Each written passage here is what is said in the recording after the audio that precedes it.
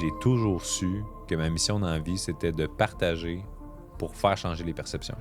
J'ai changé, c'est même pas le moment où est-ce qu'il sent qu'il voit des résultats, c'est le moment où il catch qu'il y a une responsabilité. J'aime ça, cette phrase-là. Je me dis, faut que je leur partage ce que j'ai appris. Ça a tellement été bon pour moi, fait que je me mets à partager ça. Et ça a de l'impact. Devant une salle de 350 personnes, T'as commencé avec 350 personnes. 350 personnes se lèvent, les larmes aux yeux, standing ovation après mon 20 minutes. Marc, il me regarde dans le fond, il est comme job done. Il vient me voir après, puis il me dit, toi, tu fais toutes mes premières parties. C'est quoi le secret?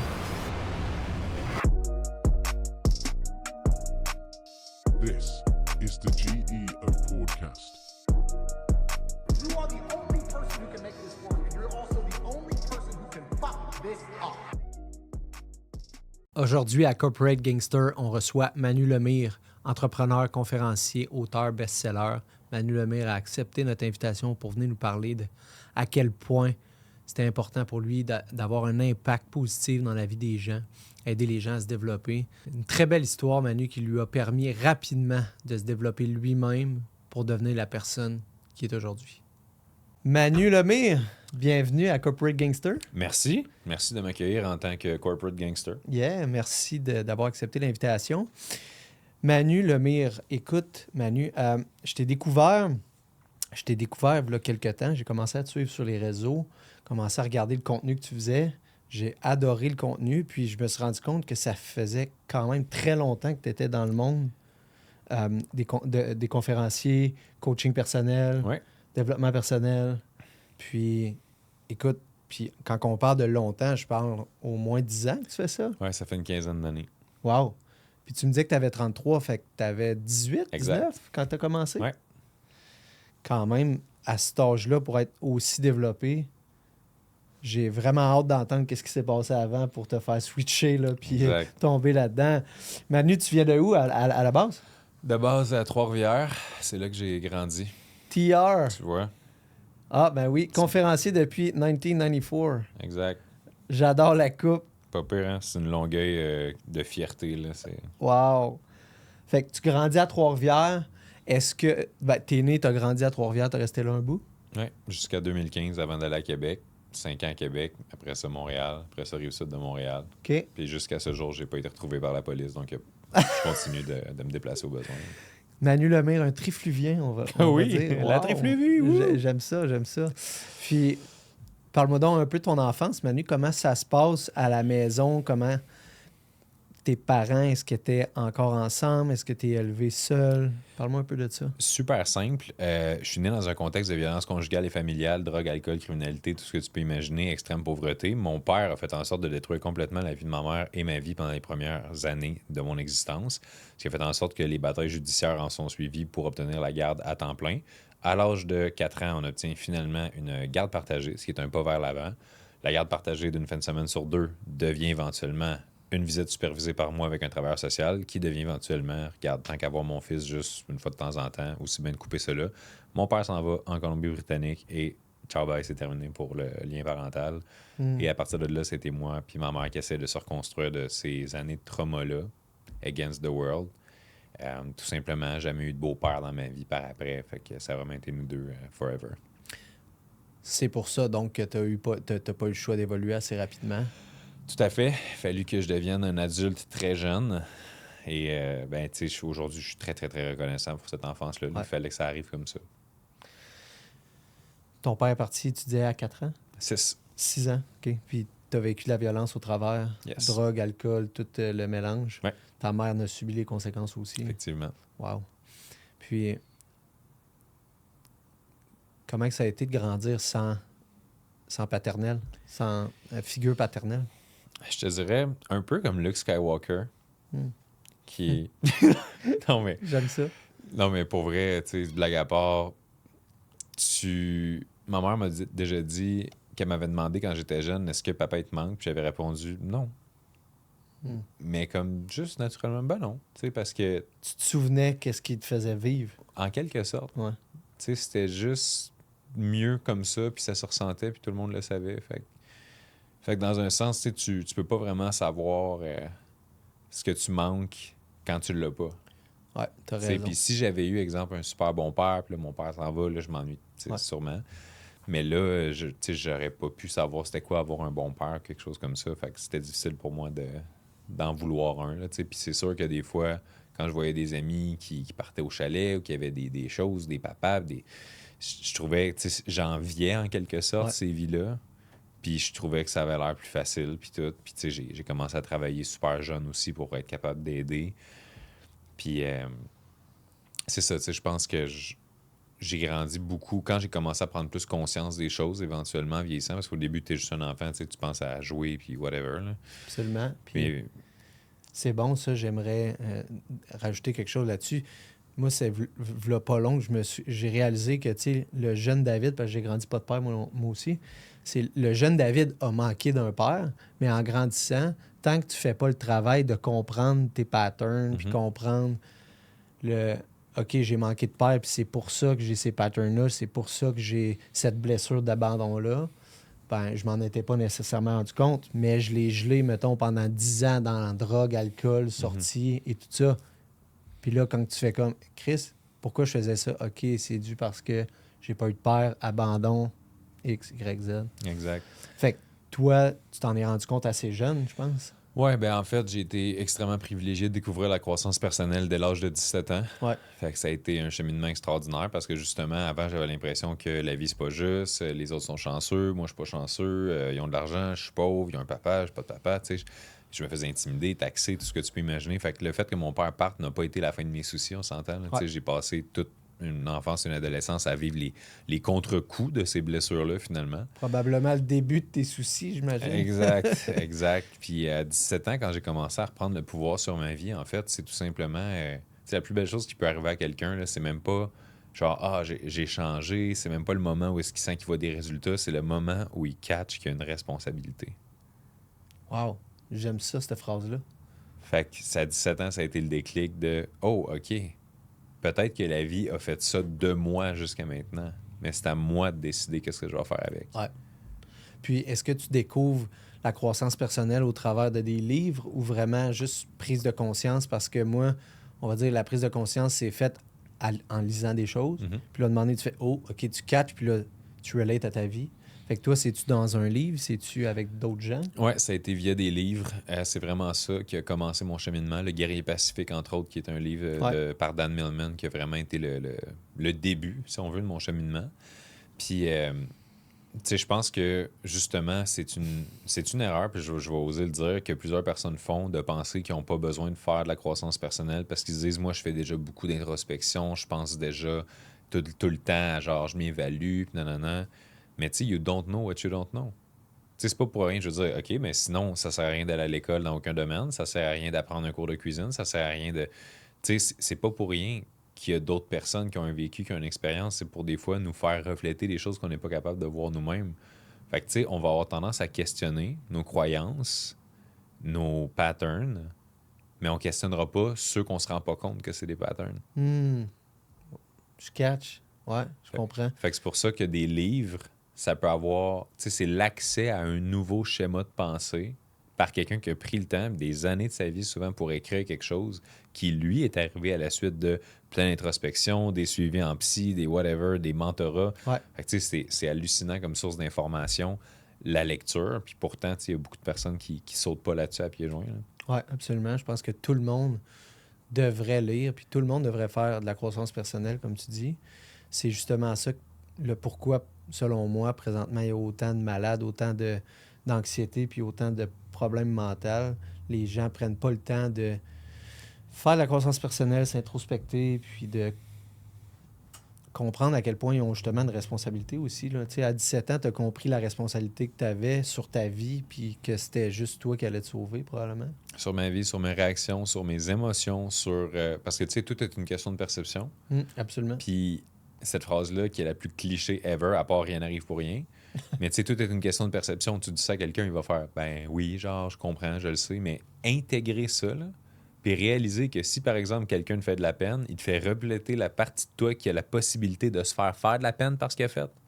C'est un chemin qui est complètement différent que juste dire « il m'a fait de la peine, elle m'a mal parlé, il m'a trahi ». Tu sais, tout ça, quand tu réalises que, OK, dans le fond, je peux complètement réagir différemment parce que, tu sais, chaque chose qu'on vit, là, on s'entend-tu que la même personne qui vit, pas la même personne, mais une autre personne qui vit la même chose pour avoir une réaction complètement différente? Absolument. Fait que c'est important de se ramener à cette réalisation-là pour arrêter de pointer du doigt, je pense. Puis, tu sais, j'aime bien la phrase qui dit quand tu pointes du doigt, il y en a 3 qui pointent vers toi. Ouais, vraiment. Justement, c'est important cette partie-là. Là. Puis autant que la perception est bonne pour découvrir des choses en dedans de nous, mais autant que ça améliore ta communication aussi. Exemple, en relation avec ta femme 100%. ou tes amis, quand tu comprends que eux ne pensent peut-être pas comme toi parce qu'ils n'ont pas les mêmes lunettes de la vie que Exact. toi, ils n'ont pas les mêmes expériences, ils n'ont pas le même vécu, Ouais. ben là, tu te forces vraiment à mieux communiquer puis à décrire mieux qu'est-ce que tu veux le partager comme projet ou comme... voyons, j'ai perdu le mot, excuse-moi. Perception, Yes. exact. Puis là, on est à 17 ans, tu lis ce livre-là. Est-ce qu'il y a... J'imagine qu'après ça, tu en as dévoré plein d'autres, puis Ouais. tu as commencé vraiment à te mettre là-dedans à 100%. Définitivement. Je suis devenu m'a inventé un mot, un lecturovore. Un lecturolique. Un recturolique. C'est pas vrai? C'est pas pire, moi, à 17 ans, j'étais alcoolique. Ah, tu vois. Ça, je l'ai essayé un peu plus tard. Ouais, OK. OK, j'ai hâte, on va y revenir. Let's go. Donc, 17 ans, Manu, est-ce que tu quittes l'école rapidement ou tu finis ton secondaire 5, tu vas au cégep, puis tu as un parcours normal? J'ai fait 7 ans d'études postsecondaires dans différents domaines, cégep, université, pour ne pas finir dans aucun de ces domaines-là, finalement. Parce que moi, j'étais le premier gars de ma famille à graduer du secondaire. Ouais. Ça te donne une idée. Ah ouais, OK. Ouais. Gradué du secondaire. Ouais. Il n'y avait personne du côté de ma mère ou de mon père. Fait que, tu sais, quand on dit venir de rien... C'est Trois-Rivières, ça, ou... Ah, non, c'est... Peut-être, on vous salue. Mais non, c'est ça, c'était important pour moi de... Parce qu'au début, quand tu sais pas ce que tu sais pas, t'écoutes ce qu'on te dit, puis tu penses que c'est vrai. Parce que t'as pas d'autre point de référence. Fait que t'entends, faut que tu ailles à l'école, t'entends, faut que tu aies de la stabilité, t'entends l'éducation, les diplômes, c'est la clé, tout le kit. Fait que là, tu sais, je commence le cégep dans quelque chose. Ça m'intéresse plus ou moins. Je change de domaine. Là, finalement, je gradue du cégep en tant que scientifique de l'humanité. Fait que pour J'ai ceux adoré qui le regard. savent pas c'est quoi sciences humaines, je vous recommande. C'est un programme pour les fins renards. Donc, après avoir gradué en tant que scientifique de l'humanité, bien, maintenant, toutes les portes étaient ouvertes. Alors, j'ai dirigé mon attention ensuite vers un programme de communication à l'université parce que, honnêtement, moi, j'ai jamais voulu aller à l'école pour autre chose que jouer au basket parce que c'était ça mon sport depuis toujours. Puis il fallait que j'aille à l'école pour être dans un cégep ou université pour jouer. Donc, c'est juste pour ça que j'allais à l'école. Puis j'essayais de trouver le programme le moins plate à faire pendant que je joue au basket. Mais dans ma tête, j'étais juste un joueur de basket. Je me disais même pas... Tu sais, quand tu rentres dans un programme, des fois, tu rentres à tâtons, tu te demandes, je veux-tu aimer ça, puis tout. Mais d'autres fois, il y en a qui rentrent parce qu'ils savent qu'ils veulent devenir ingénieurs. Ils savent qu'ils veulent devenir enseignants. Moi, j'étais comme... Je découvrirais à un moment donné, là, c'est quoi mon affaire, mais dans le bac de ma tête, j'ai toujours su que ma mission dans la vie, c'était de partager pour faire changer les perceptions. Depuis toujours. J'avais 4 ans puis je faisais ça. J'ai toujours posé des questions que c'est pas normal, mettons, qu'un enfant pose. Tu as développé une intelligence, on va dire, émotionnelle rapidement? Ben, c'est comme une espèce de conscience ou une espèce de mini-sagesse, si on peut dire, de par le fait que quand tu as 2 parents qui sont fonctionnels ou dysfonctionnels, mais qui te donnent à peu près le même portrait de la vie, tu vas finir par croire que les gens que tu vois le plus souvent, donc tes parents, ont la vérité ou ont le chemin tracé, puis tu finis par écouter en quelque sorte. Mais quand tu as 2 parents qui sont aux polarités l'un de l'autre, sont vraiment aux extrêmes opposés, tu commences rapidement à te poser des questions de genre, pourquoi mon père dit ça de telle manière, ma mère dit l'extrême opposé. Fait qu'au lieu de juste accepter puis pas se poser de questions, j'ai commencé super jeune à remettre en question pourquoi lui il crie, pourquoi elle crie pas, pourquoi lui est impatient, pourquoi elle est patiente. Puis cette espèce de questionnement-là m'a amené très tôt dans la pensée plus globale de pourquoi les gens sont ce qu'ils sont et pourquoi les gens font ce qu'ils font. Fait que je me suis mis à poser rapidement des questions en lien avec ça. Tu sais, pourquoi est-ce que papa est pas capable de garder son calme quand, tu sais... Fait que, évidemment, poser ces questions-là amène des réponses, amène plus de questions, puis tu te développes dans un chemin qui est différent. Fait que je me retrouvais à être un enfant, des fois, qui disait ou qui posait une question à un adulte, puis ça lui donnait les larmes aux yeux parce que c'était la question qui avait besoin de se faire poser. Mais comme par un enfant de 4 ans. Ouais, C'est je bizarre. comprenais là, pas tu sais. pourquoi à 4 ans, tu savais ces Non, c'est- questions-là. C'est ça, tu sais. Ou même des questions d'intuition, là, tu sais, de voir deux personnes en couple puis de dire est-ce que vous vous aimez pour vrai? Tu sais, des Wow. affaires là, comme de bizarres. Là, puis Dirais-tu que c'est vraiment c'est le fait probablement que ça brassait chez vous jeune qui a fait que ça a décliqué rapidement? probablement que Ouais. c'est un mécanisme de survie, dans le fond. Parce que dans un sens, quand tu vis de la violence beaucoup, il faut que tu comprennes extrêmement bien les personnes qui sont en face de toi pour être capable d'anticiper les signes précurseurs de la violence. Fait que si tu te dis, OK, je comprends exactement c'est quoi les triggers, je comprends exactement c'est quoi les points de non-retour, je comprends c'est quoi les déclencheurs, tout ça, après ça, tu es capable de mieux maîtriser l'art d'être par peur de. Fait que, tu sais, au début, c'est un mécanisme de défense, en quelque sorte, Ouais. la compréhension des autres. Ouais. Mais éventuellement, c'est devenu un outil. À tout 4 ça. ans, tu faisais déjà de la psychologie, mais tu le savais pas que c'était ça. En quelque sorte. Fait que tu joues au basket, à la grandeur que tu as, c'est sûr que tu vas être un bon joueur. Ça l'a aidé. Ben, ça veut pas dire que tu es bon quand tu es grand, mais tu as l'air d'une personne en shape puis qui prend soin de lui. Fait que Yes. j'imagine que tu devais te débrouiller au basket. Tu as joué jusqu'à l'université? J'ai joué dans la LBQ, qui est une ligue semi-pro au Québec. Wow, nice. Puis, j'imagine que tu avais un rêve d'aller dans la NBA. Bien sûr. C'est pas arrivé. C'est ça. J'étais comme. Puis, comment ça a été? 17 ans, université. Puis, Manu, j'imagine, tu as des petits travails à gauche puis à droite au travers de l'école. Ça fait. C'est quand que tu décides, tu dis, OK, c'est là que je commence à faire des conférences, à vraiment vouloir aider les gens, puis à monétiser l'aide que je veux donner aux gens. Ben, en fait, c'est super intéressant parce que c'est vraiment en deux volets. Tu sais, moi, j'avais pas le mindset entrepreneur du tout. Je savais même pas que c'était possible d'être en affaires. Je pensais que tout le monde était salarié dans la vie. Juste pour vrai, là, jusqu'à l'âge de 17 ans, je ne connaissais pas le mot entrepreneur. Ben, je pense que parce qu'à Trois-Rivières, ils sont tous. Est-ce quelque chose qu'on... Non, c'est pas vrai. Tout le monde de Trois-Rivières en ce moment sont là, genre désabonne. Mais ouais, c'est ça, c'est que j'avais pas conscience que c'était possible de créer sa réalité parce que, tu sais, moi, toutes les stratégies pour devenir riche de ma mère provenaient de quelqu'un de pauvre. Tu sais, dans le sens, économise, Ouais. prends tes coupons rabais du Super C, fais attention à ton argent, tu sais, dépense pas, investis pas, tu sais. Fait que c'est sûr que j'ai grandi dans cette mentalité-là de l'argent, là, t'as 2 cents, fais attention à tes 2 cents. Ouais. Tu sais. Puis mon rêve quand j'étais jeune, c'était de pouvoir acheter un 7-Up au restaurant. Là. C'était mon rêve. Parce que je me souviens, ça coûtait 79 cents. Puis à l'épicerie à l'époque, c'était quand il tombait en spécial, le 2 litres était 49 cents. Fait qu'au niveau des quantités, c'était inconcevable d'acheter un verre à 79 cents quand à la maison, si j'étais patient, je pouvais avoir un 2 litres pour moins cher. Tu sais.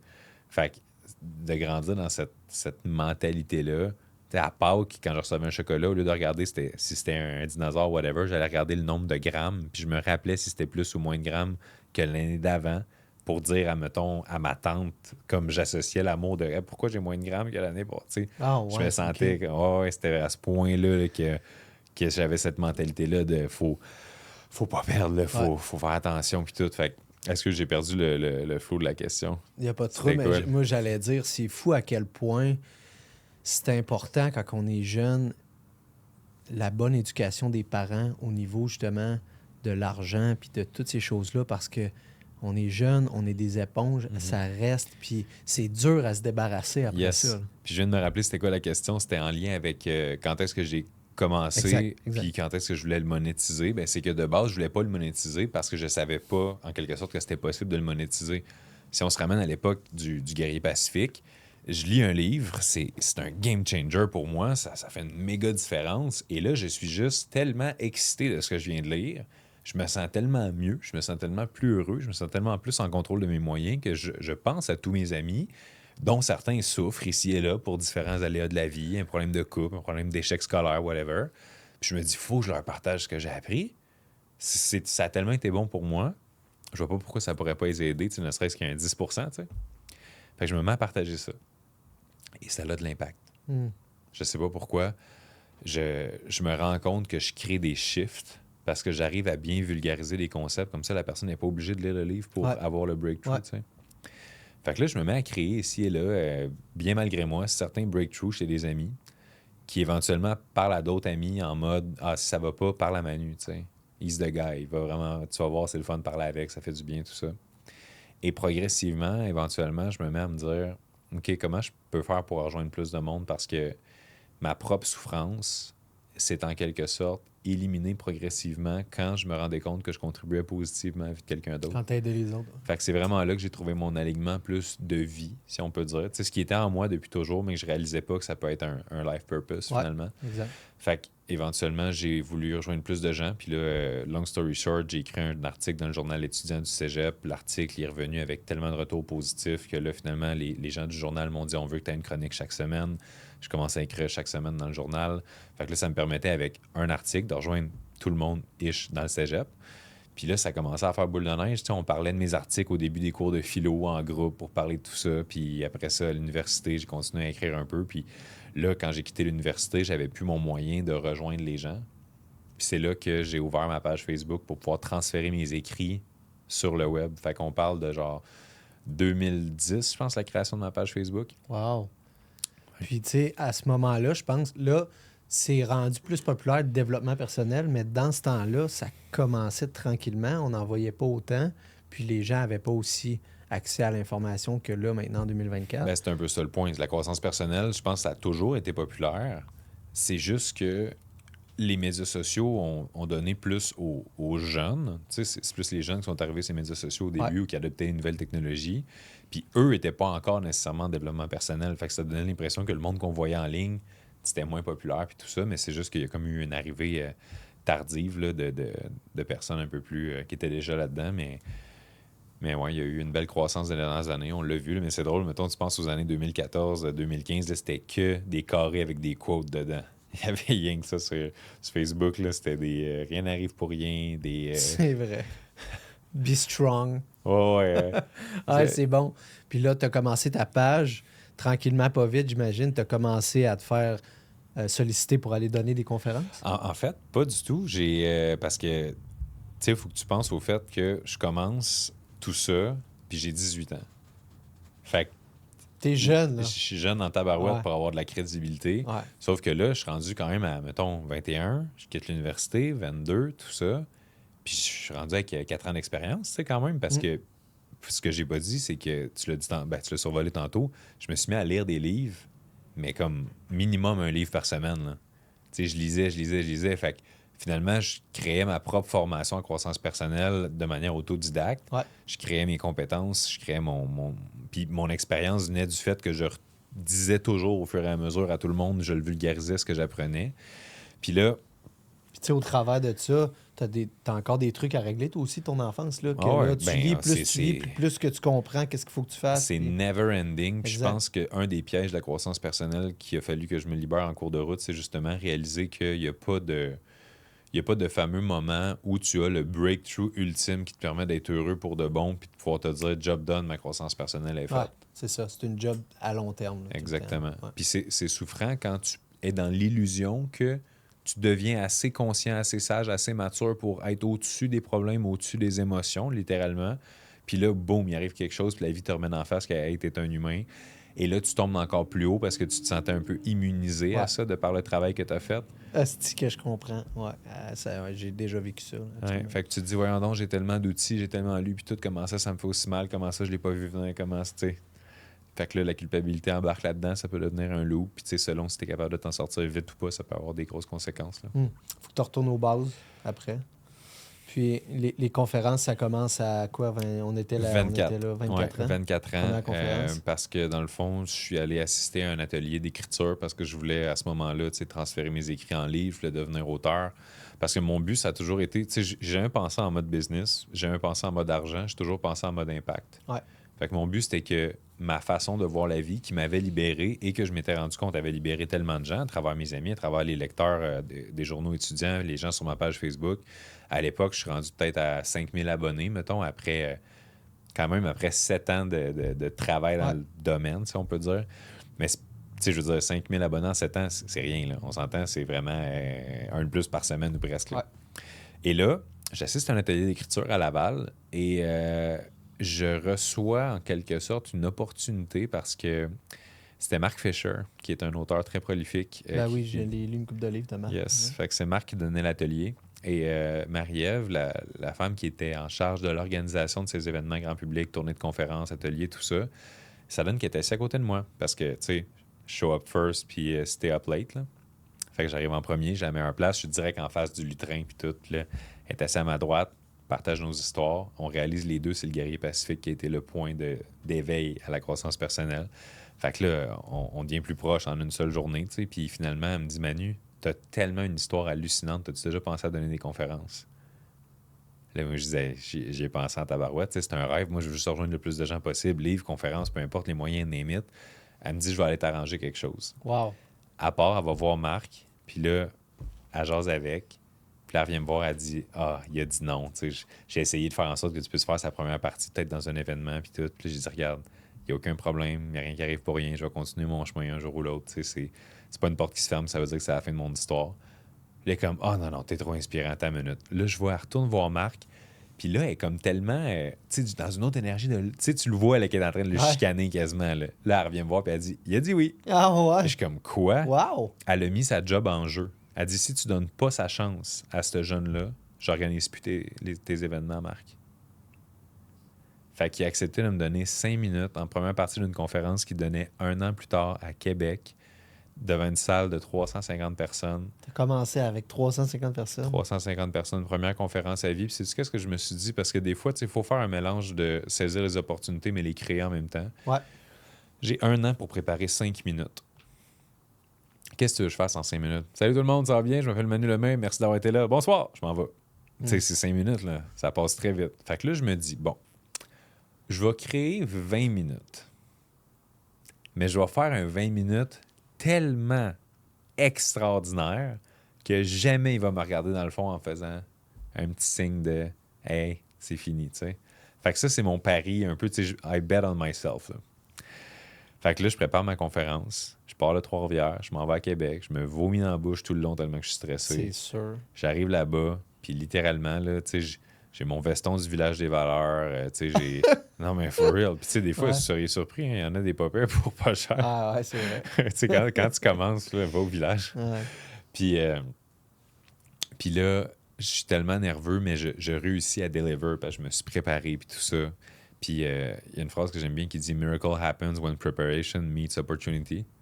Fait que là, j'étais prêt, puis l'opportunité était là. Fait que je l'ai saisi, puis tu vois, 350 personnes se lèvent, les larmes aux yeux, standing ovation après mon 20 minutes. Marc, il me regarde dans le fond, puis il est comme « Job done ». Il vient me voir après, puis il me dit « Toi, tu fais toutes mes premières parties ». Wow.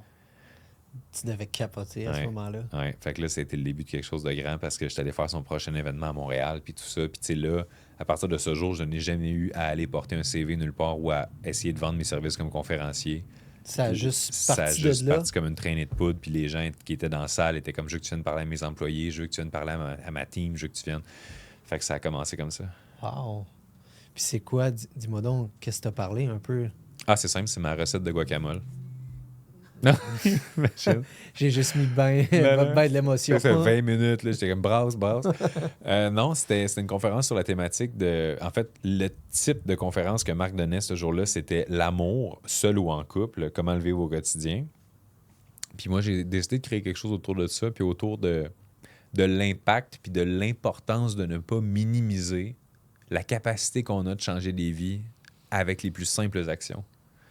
Fait que de parler un peu, tu sais, de les ramener à l'essentiel puis de les aider à se rendre compte que, hey, tu sais, peu importe qu'est-ce que tu fais, que tu as une mauvaise journée, tu penses que tu n'as pas de valeur, en un sourire, tu sais, tu peux littéralement changer une vie cette journée-là puis tu n'as aucune idée à quel point. Fait que c'est de ramener les gens dans leur pouvoir d'impacter.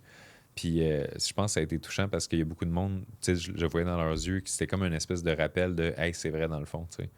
C'est quelque chose que j'aime beaucoup faire en conférence, c'est de trouver les bons mots pour rappeler quelque chose d'essentiel qu'on a tendance à oublier dans le brouhaha du quotidien. Ouais. Fait que ça a été ça, ce jour-là. Wow. Parce que, tu sais, probablement que tout le monde s'associait à... Moi aussi, je vis ou j'ai déjà vécu de la merde, puis il faut que je me rappelle qu'est-ce que Manu il est en train de dire là présentement. Le monde devait être émotionnel. Ouais, c'était cool. Wow. Tu m'en parles, j'ai des frissons. Fait qu'après cette conférence-là, tu es déjà, si tu veux, un entrepreneur, un certain, on va dire, conférencier, entrepreneur, écrivain, Ouais, à ce moment-là. D'une certaine manière. Ouais. Tu sais, j'avais déjà un peu avant ça, fait une transition de vie pour réussir à avoir un petit peu plus de temps libre. Fait que j'ai été travailleur autonome, j'ai travaillé comme entraîneur dans un gym, j'ai travaillé comme massothérapeute aussi. Puis, tu sais, ça, c'est ce qui m'a aidé beaucoup à faire mon horaire. Donc, me libérer du temps pour être prêt à saisir les opportunités aussi. Fait que, tu sais, quand j'ai fait mon cours, par exemple, en massothérapie, c'est quelque chose de bien important que le monde doit réaliser. J'ai jamais eu l'intention d'être massothérapeute long terme. J'ai jamais eu l'intention de faire une carrière là-dedans. C'est juste que si quelqu'un, par exemple, est stuck dans une position dans sa vie en ce moment dans laquelle il se dit « j'ai pas le temps, j'ai pas d'argent, j'ai whatever », va faire ton cours d'électricien, mettons, là. Puis sors de là, gagne un très, très bon taux horaire, puis place-toi en 2 secondes dans une job, c'est sûr. Puis fais attention à ton argent, puis transitionne. Ouais. Tu sais, moi, je travaillais à 9 de l'heure comme livreur de pièces de char. Parce que j'avais lâché l'université sans diplôme, tu sais, tout 9 ça. de l'heure Ouais. dans le temps, c'était pas Ouais. les mêmes salaires de base là, Non. qu'on avait. Fait que 9 de l'heure pour travailler 45 heures semaine. Puis je me suis rendu compte que même si j'ai des grands rêves, des grandes aspirations, puis je veux changer des vies, Faut que tu commences. c'est là, parce que avec 45 heures semaine, qu'est-ce que tu veux que je fasse? Tu sais, j'ai plus le temps de travailler sur mes rêves. Ouais. Fait que c'est pour ça que j'étais allé étudier en massothérapie parce que je me suis dit, OK, en 5 mois, j'ai gradué, puis je peux charger 60$ de l'heure. Fait que je venais de faire, tu sais, de 9 à 60. Je fais 6 fois la valeur de mon temps. Ouais. Donc, je suis capable, au lieu de faire mon argent en 45 heures, je suis capable de faire le même montant en genre 6 heures par Ouais. semaine. Ouais. Fait que grâce à cette espèce de calcul-là, je décide de me lancer dans quelque chose pour lequel j'ai aucun intérêt, mais je me dis que ça va être un levier. Tu as quand même compris ce concept-là rapidement. Ben, c'est parce que je voyais juste que j'étais dans une impasse. Ouais. Tout simplement. Fait que j'ai eu ma clinique en masso à domicile pendant 3 ans, je te dirais, 3-4 ans, OK. pour être capable de faire l'effet de remplacer progressivement la job temps plein, éventuellement la quitter. Après ça, tu sais, de réussir à avoir tout ce temps libre-là pour lire des livres, étudier, aider plus de gens, ajouter des gens en coaching aussi, chose que j'avais pas le temps de faire nécessairement. Ouais. Puis là, on parle de... T'as quel âge à ce moment-là? Genre 22. 22 ans? 22 ans? Wow. Aussi jeune puis aussi allumé que ça. C'est la nécessité de grandir, je te dirais. Ouais. J'avais pas d'autre option. Tu sais, t'imagines-tu comment je me sentais dans le véhicule de livraison, puis je me disais, hey, je suis plus à l'école, fait qu'en ce moment, je suis plus en train de bâtir une opportunité ou un changement. Je suis là, dans une position, et si je fais rien, là, dans 10 ans, parce que, tu sais, sans offense, j'ai voyé les autres livreurs qui avaient, tu sais, 55, 50, puis tout ça, puis je me disais, Tu vas à la même place. c'est ça. Puis je me souviens d'avoir eu tellement cette peur-là, de me dire, hey, tout ce potentiel-là que j'ai d'aider les gens, puis tout, tu sais, cette souffrance-là que j'ai vécue, si je restais livreur, c'est comme si elle avait pas de sens parce que je m'en servais pas pour aider. Ouais. Totalement. Fait qu'il fallait que j'aille faire quelque chose avec ça. Là. Puis c'est après combien de temps? Parce que là, tu dis, ta clinique 3 ans. Après combien de temps tu commençais à vraiment vivre de tes conférences puis de ton coaching? Ben, c'est à partir de 2015 ça a vraiment explosé. Là. J'avais jamais dépassé 15 000 annuels. Puis en septembre 2015, j'ai fait 75 000 en une semaine avec le premier programme de coaching que j'ai lancé en ligne. En une semaine? Ouais. Wow, tu devais capoter. Ouais, ça a été un game changer. J'avais jamais vu, dans mon compte de banque, là, j'avais jamais vu plus que 1 000 $. Parce qu'à cause des dépenses, tout ça, j'avais jamais eu plus que Là, 1000 Tu avais 6 chiffres. dans un petit compte Desjardins. Puis là, tu sais, parce que le premier 24 heures de vente, il y a 24 000 en 24 heures à 24 ans. C'était tellement symbolique pour moi dans ce temps-là. Puis, tu sais, je venais de doubler mon salaire annuel en une journée. Ouais. Fait que j'étais comme tabarouette. Puis, ce qui était beau là-dedans, c'était que là, le monde va se dire, OK, bon, hey, je vais lancer un programme de coaching. Non, ça faisait 7 ans que je bâtissais mon expertise, Absolument. que je lisais des livres, que j'aidais des gens, que je donnais aussi via ma page Facebook. Parce que pendant des années, là, moi, j'ai écrit des articles, des centaines d'articles, j'ai tourné des capsules vidéo, j'ai fait tout ce que tu peux imaginer pour donner. Puis tu sais, un call to action, là, à la fin d'une vidéo Ouais. ou whatever, je n'ai jamais fait de call to action. J'ai Que jamais tu dit... donnais pour donner. Exactement. J'ai Ouais. jamais dit inscrivez-vous à ma newsletter. J'ai jamais demandé rien. J'ai juste fait j'écris, prenez, ça vous aide, tant mieux. Ben là, That's c'est it. cette journée-là que tu t'es fait tout ordonner. Exactement, parce que là, ben encore une fois, c'est ça qui est intéressant, c'est que j'étais sur le bord du gouffre, il me manquait 500$ pour payer mon loyer, qui passait 10 jours plus tard. Puis là, je me suis dit, je peux pas croire, j'étais rendu à 20 000 abonnés à l'époque. je peux pas croire que j'ai 20 000 personnes. Puis, tu sais, mes vidéos, dans ce temps-là, ils étaient vraiment virales. Tu sais, des millions de vues, genre 50 000 partages, des affaires de même, là, Wow. des statistiques qu'aujourd'hui, en organique, tu peux tout simplement plus avoir. Puis là, je me disais, j'aide tous ces gens-là depuis toutes ces années-là. J'ai jamais rien demandé. Je peux pas croire qu'il n'y a pas des personnes là-dedans qui aimeraient ça que je les accompagne de manière un peu plus structurée. Ouais. Puis, tu sais, que je les aide vraiment à faire un parcours de transformation parce que, tu sais, j'étais rendu à peut-être 600 vidéos d'uploader en ligne puis des centaines d'articles. Puis je me disais, je peux pas... Quelqu'un qui vient me voir, puis Manu, par où je commence? Ça ne tendait pas de dire, ben commence par écouter ces 600 vidéos-là. Tu sais, je voulais aider de façon plus efficace. Fait que là, je me dis, bon, je vais condenser les meilleurs apprentissages, les plus gros moments de breakthrough que j'ai eus ou que certaines personnes que j'ai aidées ont eu dans les dernières années dans un programme de formation.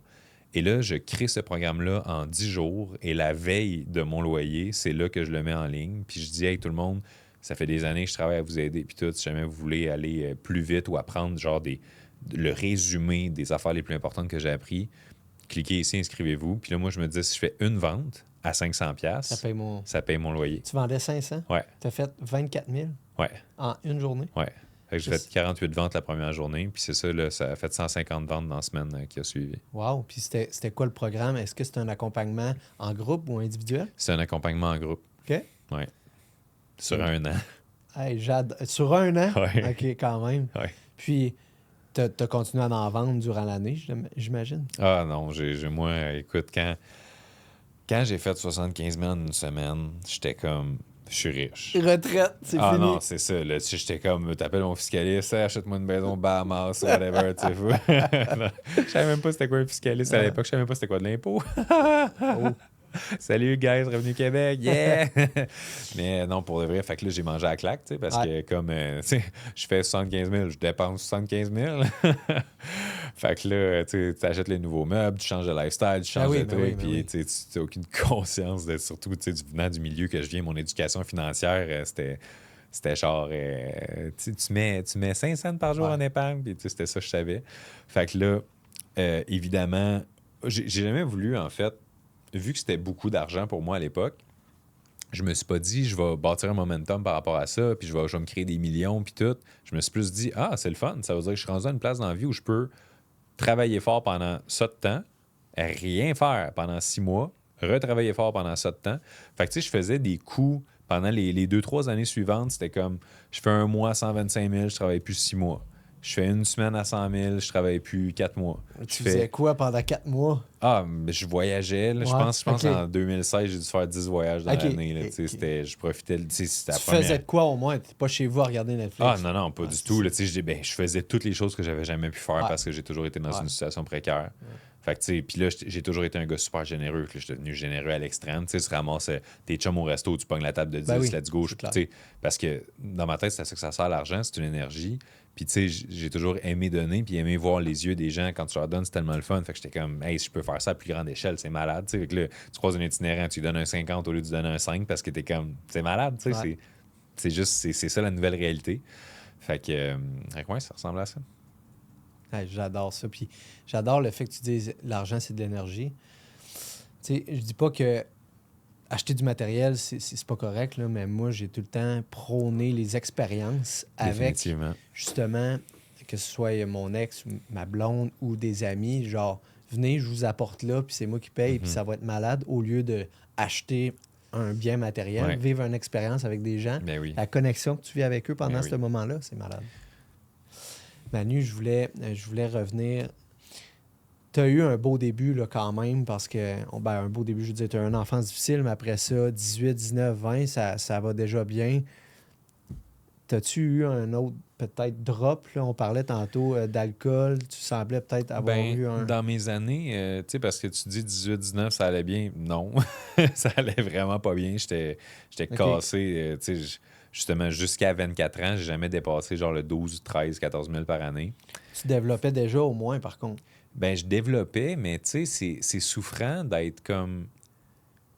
Tu sais, imagine là, que live, tu retournes dans le passé, v'là 100 ans, puis toi, tu sais c'est quoi la télé, tu sais c'est quoi l'électricité, tu sais c'est quoi, genre plein d'affaires, mais tu essaies de l'expliquer au monde, t'es mais tu pris peux... là. Tu sais ça, t'es pris dans cette Ouais. époque-là. Ouais. Fait qu'un jeune de 18, 19, 20 ans qui a une certaine maturité, si on peut dire, de par les expériences qu'il a vécues, qui essayent de vivre dans un monde de je veux juste me saouler la gueule, je veux juste sortir au bar, tout ça. Je catch. Fait que, tu sais, j'étais tellement pas bien dans ces années-là parce qu'à la limite, j'étais moi-même en train de me juger de la croissance personnelle que je faisais parce que je me disais, plus j'en fais, plus je suis censé me sentir bien, mais plus je suis loin de tout le monde. Puis ma valeur numéro 1, c'est la connexion dans la vie. Fait que, Parce que mettons, tu faisais le party, puis là, tu te jugeais de faire le party parce que tu te dis ça m'amènera pas nécessairement où puis, ce que je veux aller. ben, en fait, puis quand je faisais pas le party, je me jugeais parce que je me disais, à quoi ça sert de s'élever spirituellement parlant si tu perds tous tes amis? Ah, wow. Fait que j'étais en train pratiquement de vouloir ralentir mon processus de gain de conscience parce que je me disais, je veux-tu être un être illuminé sur une île déserte? Non. Ça m'intéressait pas pantoute. Fait que j'avais quasiment peur de cheminer trop vite. Tu sais, parce que je veux dire, c'est pas tout le monde qui lisait un livre par semaine à 19 ans, 20 ans, 21 ans. Là. Il y a du monde, c'était plus une caisse de 24 par semaine. Ouais. Fait que j'ai entré quand même dans cette énergie-là de partir, de sortir, de boire à pu finir. Puis pendant quelques années, justement, là, autour de 19, 20, soirée karaoké, let's go par là. Puis, je suis entré dans ce loop-là. Puis éventuellement, ben, comme tout le monde, tu finis par atteindre un point où tu es genre, OK, ben, je peux plus me mentir à moi-même, j'ai pas envie de cette vie-là. Ouais. Puis tu acceptes de regarder quelqu'un dans les yeux que tu as toujours considéré, mettons, comme un super bon ami, puis de faire, il faut que quelque chose change dans notre relation parce que je me sens plus moi-même ou à ma place. Puis c'est d'accepter ces petites coupures-là, qui sont parfois des grosses coupures. Puis tu sais, aujourd'hui, il y a personne qui est dans ma vie qui était là, 8 ans, mettons, 9 ans. Ouais. T'as changé d'entourage. Ouais. 100%. Ça a vraiment dû être dur le moment où, comme tu dis, tu étais comme pris à un certain endroit, puis tu te sentais seul parce que tu évoluais plus rapidement que tout le monde autour de toi. Puis tu sais, c'est touché de dire ça parce que, comme, tu sais, je suis sûr, toi, tu le dis, t'entends la phrase, puis t'es comme, ah, tu sais, pour qui qu'on se prend de dire qu'on évolue plus vite? Mais je pense pas que c'est une question de plus vite. C'est une question de différent. Tu sais, quelqu'un qui étudie pour devenir un chef cuisinier, puis ça fait 1 an là, tu fais ses cours puis tout. Évidemment, si vous êtes dans une cuisine en même temps, et tu sais, tasse-toi, tu déranges, t'es dans le chemin, là, tu sais, parce que... Fait avec la croissance personnelle, inévitablement, c'est tellement quelque chose qui affecte chaque sphère de ta vie que c'est dur de genre faire « Ah, OK, quand j'étais avec telle gang d'amis, je vais mettre ma croissance personnelle de côté, tu sais. Ouais. Je vais... Tu sais, il y a un de mes chums, la relation d'amitié, c'est fini en une phrase. Il a dit quelque chose de profondément homophobe. Puis j'ai fait « Hey bro, you know what? Si vraiment ce que tu viens de dire, ça représente genre fondamentalement comme ce que tu penses, je peux pas te suivre là-dedans. Puis je peux pas être associé à quelqu'un qui pense comme ça. C'est plate, mais c'est juste dans un moment donné, il faut avoir le courage. Tu sais, moi, je suis la personne qui, au secondaire, là, le prof, il avance super vite, puis je vois dans la face de tous les élèves qu'on est comme hey, on comprend rien. Je vais la lever ma main, puis je vais prendre la claque pour tout le monde d'avoir l'air du caf qui comprend pas. Mais je vais dire, excusez-moi, monsieur le professeur, je catch pas, puis je pense que je suis pas le seul à avoir les faces dans la classe. J'ai toujours osé. Fait que le souper, tu sais, puis je suis malaisant dans un souper parce que justement, tu sais, le monde, il y a 3 types de personnes. Il y a ceux qui parlent d'eux-mêmes, il y a ceux qui parlent des autres, puis il y a ceux qui parlent d'idées. Il y a le beau-frère qui pense qu'il connaît tout aussi. Il y a le beau-frère qui pense qu'il connaît tout. Mais tu sais, le monde qui commence à parler des autres. Tu sais, exemple, t'es dans un souper à 12, là, puis quelqu'un, il fait « Oh mon Dieu, t'as-tu vu, genre, que Stacy puis Marc sont plus ensemble? » Puis moi, je suis le gars qui casse le party puis qui rentre là-dedans puis qui est comme « Hey guys, ça vaut tant-tu genre de parler du monde qui sont là puis qui peuvent, genre, se défendre ou donner leur perspective? Genre, à quoi ça sert? » Puis, tu sais, ça crée un esti de frette, on s'entend? C'est sûr. Fait que, tu sais, même affaire de que, tu sais, tout le monde rit jaune d'une blague raciste ou quelque chose, puis moi, je vais être comme, hey, tu sais, je suis le seul qui est pas à l'aise avec ce qui vient d'être dit. Fait que j'ose être cette personne-là. Ouais. Puis, tu sais, pour moi, c'est important de le faire parce que, comme la confrontation ou l'inconfort qui vient de ça crée en même temps de la croissance. C'est le même principe partout dans chaque sphère de vie. Tu sais, ça prend un certain degré d'inconfort pour être capable de croître. Parce que sinon, pourquoi on évoluerait si on est confortable? Pense à ça. C'est pour ça qu'il y a beaucoup d'enfants qui naissent dans la richesse puis tout, puis qui sont bien, puis que, tu sais, pourquoi je travaillerais fort? J'ai pas besoin de travailler fort. Ouais, ben, je pense que no pain, no gain, là, mais en voulant dire, c'est dans la souffrance que tu évolues le plus. Donc, Ben, j'aurais tendance à te dire, parce que la souffrance, tu sais, vu que c'est mon domaine, je fais vraiment attention à l'impact des mots choisis, puis des fois, je parle vite, puis après ça, je m'entends en podcast, je suis comme, c'est pas de même, j'aurais dit ça. Ouais. Mais pour la question de la souffrance, je pense que de la douleur, sans sens crée de la souffrance, mais la douleur avec du sens crée de la croissance. Wow. J'aime ça. Fait que c'est comme si au gym, tu as une douleur, tu le sens, mais tu sais pourquoi tu fais ça. C'est de la croissance. Tu te regardes dans le miroir, t'es pas fier de toi, tu sais que tu as mangé genre 48 pogo, c'est de la souffrance, parce que ça n'a pas de sens. Ou bien se torcher, puis continuer à se torcher, puis savoir que Chris, ça t'amène à la même place, Exactement. même pattern. Ouais. Ça n'a pas de sens, ça crée Puis de la là, tu souffrance. crées de l'anxiété avec ça après Ouais, ça. en plus, puis de la culpabilité, puis c'est une loupe qui peut aller loin parce que, tu sais, la capacité la plus importante de tout être humain, entrepreneur ou pas, c'est sa capacité à croire en lui-même et en sa possibilité de changer. Fait qu'à partir du moment où est-ce qu'on s'auto-déçoit trop souvent, dans trop de circonstances, on finit par perdre cette capacité si précieuse de croire en soi. Et c'est là qu'on commence à retomber plus rapidement et plus facilement dans les loops d'autodestruction puis de sabotage. Puis c'est une des pires choses qu'on peut pas faire à soi-même. Tu sais, c'est finalement se dire à quoi bon. Puis à un moment donné, on arrête d'essayer, on give up, on accepte nos paramètres. Puis c'est là le seul vrai début de la fin. Là. Puis là, tu give up sur ta santé, sur tes relations, ton hygiène. Ouais. Manu, 2017, ton livre. Après, j'ai vu que là, présentement, tu as beaucoup de programmes qui roulent sur ton site Internet. Parle-moi un petit peu plus. J'imagine qu'au travers des années, tu as développé ton côté entrepreneur dans tout ça. Yeah, tout à fait. Parle-moi un peu, ça m'intéresse. Au moment où on se parle, encore une fois, spoiler alert, peut-être que vous écoutez ça dans le futur par rapport à aujourd'hui. En fait, il y a des bonnes chances que ce soit au moins 2 semaines dans le futur. Ouais. Fait que c'est sûr que les programmes changent et tout ça, mais principalement au moment où est-ce qu'on se parle, j'ai une association pour entrepreneurs que je vais aider les gens tout simplement à briser l'isolement entrepreneurial puis à avoir une famille finalement avec qui échanger, croître et pouvoir être vulnérable. Life Mastery Family. Vous irez voir ça, guys, super intéressant. Exact. Je sais que tu as quelque chose de similaire aussi, fait que Ouais. allez voir ça aussi. Donc, j'ai ça, j'ai mes conférences, j'ai mes coachings, autant en individuel qu'en groupe.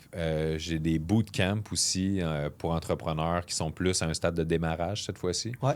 Puis les bootcamps permettent vraiment d'aller challenger les gens sur chacun de leurs piliers, mais surtout de faire une restructuration identitaire de l'entrepreneur derrière l'entreprise. Fait que, tu sais, je veux m'assurer que la personne, elle va pas bâtir quelque chose qu'elle va aller après ça saboter parce qu'elle n'a pas pris le temps de faire le travail nécessaire pour faire le ménage dans ses bases. Elle n'a pas pris le temps de se développer, elle. Exactement. Ouais. Puis tu sais, des fois aussi, c'est important de... Il y a un de mes clients hier, justement, il disait, en mécanique, des fois, pour voir si une pièce est solide, on essaie de la briser. Puis tu sais, si on réussit pas, c'est comme, OK, elle est encore solide. Et tu vas challenger tes... Exactement. Puis les bootcamps, c'est vraiment fait pour ça. C'est fait pour se faire mettre en pleine face les choses que ça fait longtemps, que tu as peut-être un feeling qu'il faut que tu adresses, mais que personne n'a eu encore peut-être l'audace d'aller te le Mais dire. que tu te mets à toi-même, puis ouais. tu t'essaies de le cacher un peu. Là. Puis ce qui est le fun, c'est qu'avec l'expérience aujourd'hui, je te dirais, c'est impossible de me mentir. Là. Genre, je saisis le monde comme un psychopathe, un chirurgien, genre. Fait que quelqu'un qui rentre dans le bureau, puis il est comme, ah, je viens aujourd'hui parce que je veux travailler, mettons, sur ma productivité. Ça prend 5 minutes, puis je dis, toi, on va pas travailler sur ta productivité, on va travailler sur ton estime. Tu penses même pas que tu mérites d'être heureux. Tu le sais tout de suite, boum. C'est tac. Fait que là, on va travailler ses vraies affaires. C'est ça qui est le fun. Ça doit te rentrer dedans, ça. Ah, c'est assez hot, là. Ah, c'est cool. J'aime ça. Puis, est-ce que tu as un endroit spécifique où tu fais tes rencontres? Ou Sur Terre. T'as un Toujours. Terre? Ah, cool. T'as un bureau? J'ai un bureau chez nous, mais il n'y a personne qui rentre dedans. OK. Ouais, je fais tout en Zoom depuis le COVID. Ah ouais, j'osais pas le dire. J'aurais dit l'événement dont tout le monde sait, genre le Voldemort version c'est ça. grippe. Faut pas en parler. Puis, c'est ça. Je fais tout en virtuel, puis je trouve ça vraiment plus le fun de même, là, parce que, puis tu sais, même des fois, il y a des clients qui me disent « Ah, moi, j'aimerais mieux te rencontrer en personne. » Je dis « Ben non. » Ben non. Non, ça va être en virtuel. Ah, mais c'est tellement le fun. Pour vrai, le pouvoir de dire non. Si vous avez développé quelque chose, là, le pouvoir de dire non, c'est génial, cette affaire-là. Ouais, absolument. Puis tu sais, je sais qu'en ce moment, là, probablement qu'il y a des, pas dire des, là, mais tu sais, au moins un bon 100 000 de business par année que je dis non parce que je veux pas faire de coaching le soir. Moi, j'ai ma liberté, là. Toi, tu fais du coaching de, mettons, 8 à 4. J'ai littéralement 4 places, 4 heures par semaine pour des clients individuels. OK. Pour maintenir mon équilibre, pour pouvoir aller au gym tous les jours, pour pouvoir passer du temps en famille. Parle-moi donc un peu justement de ton day-to-day. Est-ce que tu as une femme, des enfants? Au moment où on se parle, j'ai une copine extraordinaire que je salue. On la salue. On n'a pas encore d'enfants, ça fait partie des projets, bien sûr. Ouais. Puis c'est ça, fait que dans mon day-to-day, on passe beaucoup de temps ensemble, nos soirs, nos week-ends. Sinon, ben, je joue au basket de temps en temps. Je m'entraîne à tous les jours. Le mercredi, je monte tout le temps le Mont-Saint-Hilaire systématiquement. À moins que... Puis si je voyage beaucoup aussi, ça, c'est quelque chose qui a toujours fait partie des raisons pourquoi je voulais être libre, non seulement financièrement et temporellement, mais géographiquement. Ouais. Fait que je voulais pas avoir d'attache. Donc là, ben, j'ai la possibilité de le faire. Ce mois-ci, j'ai fait 2 voyages en J'ai vu juin. que tu étais en Californie. Oui, Californie, puis juste avant au Texas. Puis c'est ça, tu sais, c'est le fun d'être capable de se dire, tu sais, c'est pas. Puis le monde pense que je suis tout le temps en vacances. C'est pas que je suis en vacances, c'est que je vais travailler dans d'autres pays. Pas, tu peux, à cette C'est- heure, je- on travaille à distance Ben, avec les. c'est ça, les j'amène mon ordi, portage, j'amène mon Wi-Fi. sel, puis c'est comme si Tu fais je juste changer d'air puis découvrir, tu sais, le soir, au lieu de justement aller souper dans un resto ici, tu Exactement. vas découvrir la ville. Puis Ben oui, c'est super tu le gardes fun. ta routine pareil. Oui, c'est super le fun. Fait que ça ressemble à ça. Puis mon day-to-day, tu sais, je vais tourner mon propre podcast avec mon partner Guillaume. On a le Life Mastery Podcast. Puis on tourne ça chaque vendredi après-midi. Tu sais, chaque mercredi matin, j'ai mes clients en coaching de groupe. Après ça, chaque mercredi, après mon coaching de groupe, j'ai un meeting avec mon adjointe. Chaque lundi, c'est une journée de co-création avec mon partner sur la vision stratégique. Tu sais, fait que tu regardes ma semaine, mettons, typique, puis la semaine d'après, puis tu as l'impression, mon Dieu, c'est la même affaire. C'est tellement, mais dans le jour, tu sais. Parce que je m'assure d'avoir, j'appelle ça des actions leviers. C'est des choses à placer à mon horaire que je me dis, si je les fais encore et encore, c'est inévitable que le résultat va suivre.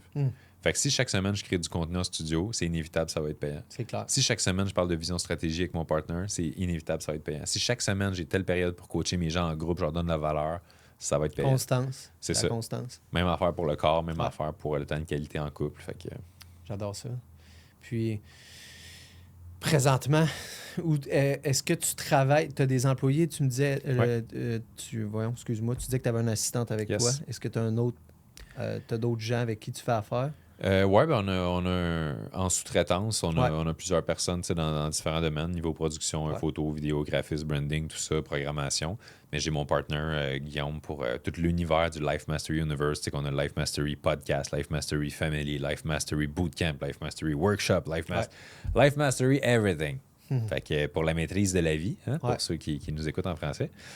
Puis la maîtrise de la vie, c'est parce que justement, on croit vraiment à l'importance de se développer en tant qu'entrepreneur, mais en respectant nos autres piliers que sont le corps, les relations et finalement la santé mentale, le mindset. Fait que c'est pour ça le Life Mastery, parce qu'on parle aux entrepreneurs, mais on parle pas juste de business aux entrepreneurs. Ouais, je Fait que ça, comprends c'est une parce que nuance. souvent, ce qui arrive, c'est que les entrepreneurs vont trop se lancer à 100% dans leur business, vont oublier leur santé. and grind, Ouais. Tu sais, ils vont oublier leur santé, leur relation, puis tout. Puis moi, j'ai tendance à dire que il y a un temps pour tout dans la vie. OK? Si tu sens que en ce moment, tu as besoin de grind, fais-le, mais sois conscient, OK, que tu vas payer le prix à quelque part d'autre. Parce que tout le temps une taxe à payer à quelque part. Exact. OK? Fait que si tu manges de la marde, tu vas engraisser. Si tu te saoules, t'es hangover. Fait que tu sais, il y a tout le temps une taxe à payer, puis c'est d'être conscient que pendant, je sais pas, 6 mois, tu vas pas aller au gym ou tu vas être en train de voyager puis tu vas moins bien manger, mais tu vas avoir des conséquences, tu sais. Ouais. Perso, moi, je préfère tout le temps inclure puis mettre mon horaire au travers de mon gym. Là. Tu sais, je veux dire, j'y vais 5-6 fois par semaine au gym, mais je le sais qu'il y a du monde que c'est des périodes où ils disent « Ah, ben là, je dois travailler pour arriver à XY, mais c'est pas meilleur non plus. » Ben, en fait, c'est Parce pire, qu'il y a- sincèrement. Exact. Il y a tout le temps, il va tout le temps en avoir du travail à faire. Fait que tu es aussi bien de mettre tout de suite tes affaires que tu veux dans ton horaire. La chose que tu dois maîtriser en premier, c'est ta santé. À chaque fois parce qu'à chaque trimestre, j'évalue mon horaire actuel, je regarde c'est où les lacunes, les manques d'optimisation, puis je refais un horaire trimestriel dans lequel j'adapte soit mon gym, j'adapte mes meetings, j'adapte whatever. Comme en ce moment, chaque jeudi midi, j'ai une plage horaire pour aller dîner avec des contacts d'affaires, développer mon réseau. Fait que, tu sais, ça fait que 52 nouvelles personnes d'influence ou des entrepreneurs, whatever, qui rejoignent mon réseau par année. Ça fait une petite différence au bout de 10 ans. Là. Ouais, vraiment. Fait que j'ai des choses comme ça qui sont vraiment importantes, mais la prioritaire, quand je crée un nouvel horaire, c'est que je commence par placer mes périodes de gym. Je me dis, où est-ce que c'est optimal que je m'entraîne à tous les jours, je mets ma plage, puis je me mets 1h45 à l'horaire. OK. Parce que je prévois le déplacement aussi. Ouais. Parce que si tu te mets juste 1 heure, qu'est-ce qui arrive si jamais tu as un meeting qui finit plus tard, plus tôt? T'es comment, j'aurais pas le Tu vas temps te d'y aller. serrer. C'est ça, exactement. Fait qu'en me mettant 1h45, je suis sûr et certain d'avoir le temps d'y aller, de revenir, de me laver, tu sais, d'être comme. Je le bloque vraiment comme ça, puis c'est la première chose que je mets en place parce que je faisais un autre podcast, justement, dans lequel on parlait plus de santé, d'entraînement, hygiène de vie, tout ça. Puis il y a une phrase qui a été dite, j'ai trouvé ça vraiment fascinant, c'est « La personne qui a la santé a 1001 rêves. La personne qui ne l'a pas n'en a qu'un seul. » Être en santé. Fait que pourquoi on placerait d'autres personnes, des dîners, des business meetings, avant de placer les moments importants pour notre santé? Ça n'a aucun sens parce que c'est clairement la chose la plus importante. Si je te dis « Hey, t'es milliardaire, tout le monde t'aime, tu meurs dans 2 semaines parce que t'es pas en santé », il n'y a personne qui accepte ce deal-là. T'as tellement raison. C'est super bon. Fait que pourtant, c'est la chose la plus prioritaire puis on la traite pas comme telle. Intéressant. Fait que tu vois, ça, là, c'est une des choses que je fais principalement avec mes clients. Ils rentrent pour telle raison. Je les aide à restructurer leurs priorités puis s'assurer qu'ils sont en cohérence pour éviter les pièges qu'ils reviennent me voir dans 10 ans en mode « Ah, j'ai passé à côté de ma vie » ou « Ah, je suis plus en shape » ou... Ouais, je comprends. Je comprends totalement. Puis Manu, dans 10 ans, ce que tu te vois, j'imagine, Sur t'as Terre. t'as d'autres projets qui s'en viennent, tu penses à d'autres choses, investissement. Sais-tu quoi? Dans 10 ans, je me vois avec ma blonde, Ouais, avec des petits poupinours. des petits Manu. Ouais, des petits manus. Je me vois avoir ma vie tranquille. OK. J'étais un gars assez... Simple, je veux une maison dans le bois, ma femme, mes enfants, puis la paix. de la paix, de l'amour, des rires. Tu sais, il y a une phase de ma vie où est-ce que j'étais très ambitieux d'un point de vue carrière. Ouais. Puis la réponse honnête que je peux te donner, c'est que j'ai tout atteint plus que 10 fois mes objectifs de carrière dans chaque domaine. En Wow. termes d'impact, tu sais, au début, j'étais comme, j'aimerais ça aider genre 100 000 personnes. Là, quand il y a des millions de personnes que tu as aidées, tu peux plus te faire croire que le prochain niveau de succès, c'est genre 20 millions au lieu de 10 millions, tu sais. C'est pas quelque chose qui t'anime pour de vrai parce que c'est juste des chiffres au final. Ouais. Puis tu te rends compte que tout ça, c'est une game. Puis tu le sais qu'après le prochain niveau, il y a un autre prochain niveau. Ben oui, ça Fait que c'est comme finit si jamais. les rêves futurs en termes de chiffres arrêtent d'être excitants à partir d'un certain point. Puis moi, ce qui m'excite à la place, c'est de réussir à devenir de plus en plus l'enfant qui joue à la vie puis qui est capable d'avoir cette... Tu sais, parce que liberté financière, c'est le fun. Liberté temporelle, c'est le fun. Mais la plus belle liberté, c'est la liberté identitaire. La liberté d'être à 100% qui tu sens que tu es en ayant en tête que peu importe ce que les gens vont penser de ça, toi, t'es bien que toi-même. No fucks given. Exactement. Genre, tu sais, je suis bien avec moi, je me fais rire. Je donnais une conférence justement cette semaine, puis je lâchais des calls, puis je savais que je serais le seul qui trouverait ça drôle. Genre. Ben, tu le Mais faisais j'étais pareil. comme, dude, là, C'est je bon, viens de man. me faire rire. Puis là, j'étais comme content d'avoir cette authenticité-là. Puis de Ah, pouvoir, c'est bon. à un moment donné, tu sais, je call out en pleine conférence. Je suis Hey guys, by the way, là. Puis c'est une conférence virtuelle. Puis je dis, j'invite le tiers des personnes qui sont ici à juste quitter à l'instant parce que je le sais, dans le fond, que vous allez vous faire à croire que c'est intéressant, mais vous n'allez pas l'appliquer. Là, soyez honnête avec vous-même. Perdez pas votre temps. Accumulez pas d'autres informations que vous avez accumulées parce que vous êtes tout le temps en recherche d'informations. Vous allez virer overwhelmed, analysis, paralysis. Vous n'allez rien faire avec. Puis dans 3 semaines, quand vous allez encore manquer de clarté, vous allez me réécrire pour t'as-tu une ressource? C'est pas de ressource, t'as besoin, c'est de faire de la style ménage. Puis genre, tu sais, je me permets, c'est ce filtre-là qui est tout le temps présent de masque, de genre de quoi il faut que je paraisse. Tu sais, le nombre de fois au début où je m'en allais dans des podcasts, des événements, puis je me disais, il faut que je mette mon veston, chemise, cravate, c'est clair. faut que je fasse attention. Puis là, j'étais comme, ben tu sais, mon char, il faudrait qu'il coûte genre 360 000 pour que le monde y réalise que je fais de l'argent. Puis à un moment donné, j'ai fait, wow, c'est pour qui je fais tout ça, dans le fond? Je fais tout ça. Tu sais, la fameuse phrase dans Fight Club, là, on achète des affaires dont on n'a pas besoin pour impressionner des gens qu'on n'aime même pas. On s'en crisse. C'est ça. Ouais. Fait que genre, who cares au final? Là, t'es-tu bien? Tu sais, les gens que t'aimes vraiment, là, genre mes meilleurs chums, mes clients, ma blonde, c'est eux, dans le fond, qui sont importants pour moi. Fait que c'est eux à qui je vais demander de la rétroaction sur qu'est-ce que t'as pensé de telle affaire. Tu sais, c'est eux que leur opinion matter. Mais le reste, là. Fait que tu te vois passer du temps un petit peu plus en famille avec... Ben, j'en passe déjà, tu sais, je travaille jamais soir fin de semaine, tu sais, fait que je suis déjà très bien à ce niveau-là, puis c'est pour ça que moi, dans 10 ans, j'imagine ça, cette étape-là de la famille qui va être arrivée. Avec les petits. Mais c'est ça. Ouais, Mais c'est sinon, je garde ma vie actuelle, puis je suis bien, là, tu sais, il n'y a rien que je changerais, là. Nice.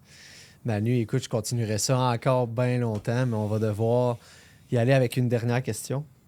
Puis c'est une question que je pose à tout le monde. Ok, je pensais que j'étais spécial. C'est quoi le secret? Puis, c'est pas le secret, mais c'est quoi ça a été le secret de Manu? pour devenir la personne qui est présentement?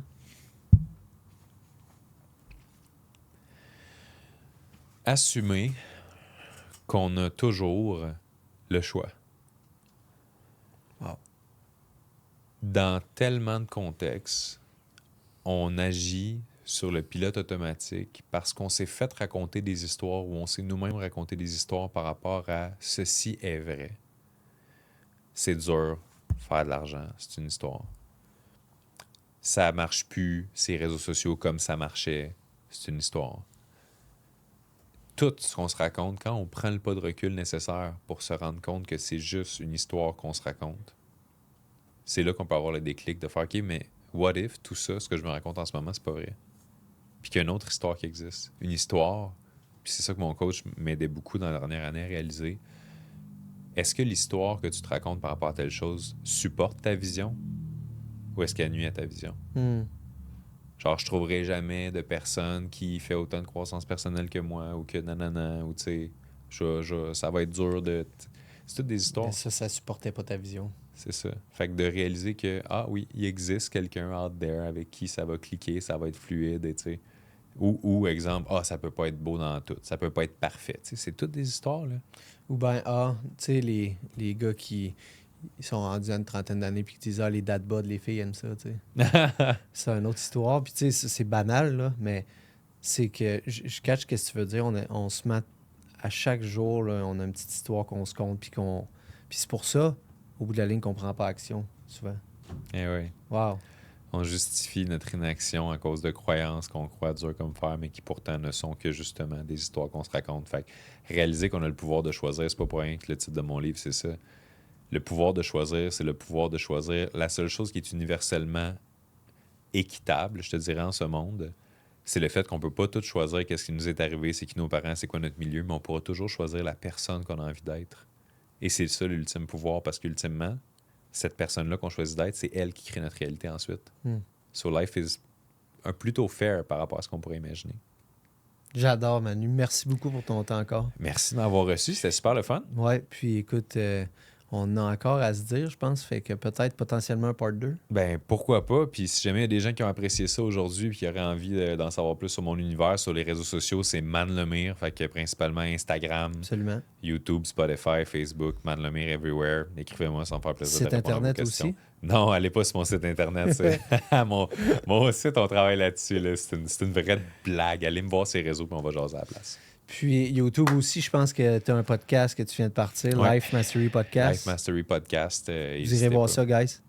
Ouais. Puis d'ailleurs, Call to Action, si jamais vous avez apprécié l'épisode d'aujourd'hui, n'hésitez pas à le partager. Des fois, juste faire une petite story d'un moment qui a eu un impact pour vous, ça aide à faire découvrir le podcast, ça aide à faire découvrir Absolument. David, moi-même. Donc, on vous invite à faire ça. Yes. Merci, man. C'était super bon.